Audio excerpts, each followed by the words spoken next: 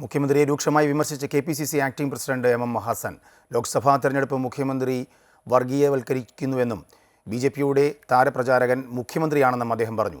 മുഖ്യമന്ത്രി പറയുന്നത് അനുസരിച്ച് പ്രകടന പത്രിക എഴുതുവാനുള്ള പാപ്പരത്വം കോൺഗ്രസിന് ഇല്ല എന്നും ഹസൻ ചൂണ്ടിക്കാട്ടി. പത്രത്തിൽ വായിച്ചു 6ാം പ്രാവശ്യം നരേന്ദ്രമോദി തൃശ്ശൂരിൽ വരാൻ പോകുന്നു.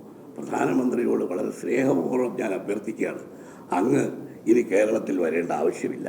കാരണം അങ്ങേക്കാൾ ശക്തമായി അങ്ങ് ഉന്നയിക്കുന്നതിനേക്കാൾ കൂടുതൽ വർഗീയ ധ്രുവീകരണത്തിന് വേണ്ടിയുള്ള പ്രചരണം നടത്താൻ അങ്ങയുടെ മാനസപുത്രനായി ഇപ്പോൾ മാറിയിട്ടുള്ള പിണറായി വിജയൻ ഇവിടെയുണ്ട്. അദ്ദേഹം ഇപ്പോൾ BJPയുടെ കേരളത്തിലെ ഏറ്റവും വലിയ താരപ്രചാരകനായിട്ട് തെരഞ്ഞെടുപ്പ് രംഗത്ത് കളം നിറഞ്ഞു നിൽക്കുകയാണ്. പിന്നെ എന്തിനാണ് പ്രധാനമന്ത്രി തിരക്കിനിടയിൽ ഇങ്ങോട്ട് വരുന്നത്?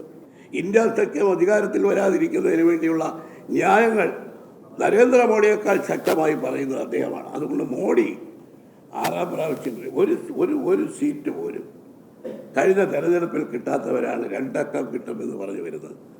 അത് അദ്ദേഹം പറയുന്നതിൽ അദ്ദേഹത്തിന് കിട്ടിയിട്ടുള്ള ഉറപ്പെവിടെ നിന്നാണ്? ഞങ്ങൾ പലപ്പോഴും പറഞ്ഞത് ഒന്നുകൂടി തെളിച്ചു പറയുകയാണ്. ഈ BJP CPM അന്തർധാര ഇപ്പോൾ തെളിഞ്ഞു വരികയാണ്.